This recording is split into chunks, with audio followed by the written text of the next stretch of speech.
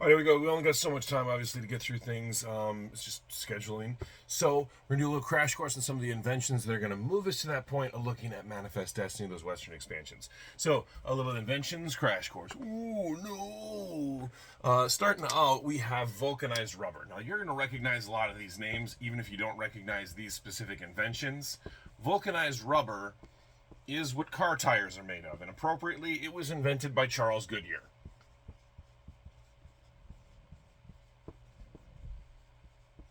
Okay, this means that it doesn't freeze in cold weather or melt in hot weather, and so it's used to protect boots and manufacture tires for automobiles. This means that we can be less dependent on the beaver furs because we can actually do this with just the vulcanized rubber that exists there.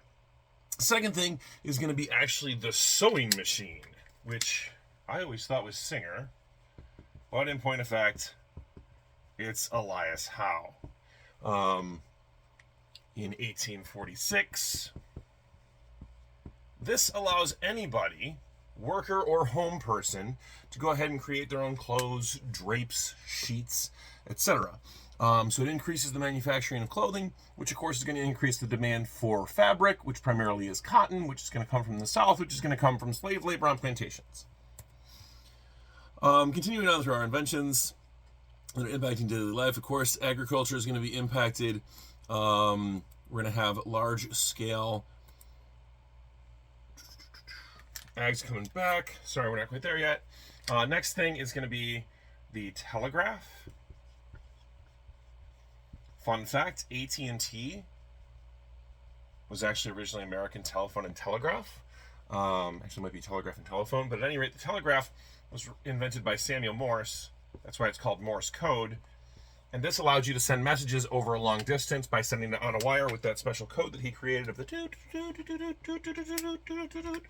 So that is Morse code. That is being used on the telegraph. It allows us to send messages across the country. Transportation, we got Robert Fulton and his steam engine.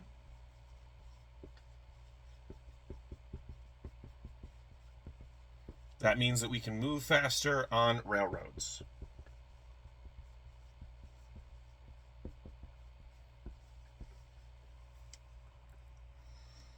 And steamboats, of course.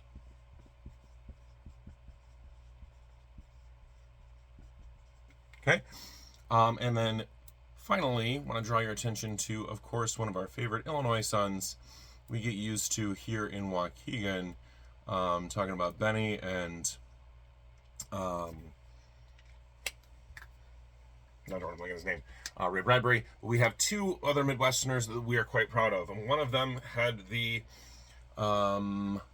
mechanical reaper. This allows you to take down more crops faster. This was Cyrus McCormick. McCormick Place in Chicago, the big convention center, is named for Cyrus McCormick. He invented the mechanical reaper. Reaping is great, but you can only reap the land if you can also sow the land. And so that is where John Deere's singing plow, the steel plow, comes in as well. Once we can plow the land, we can go ahead and reap the land. And so that is going to be John Deere from the Quad Cities out near Iowa.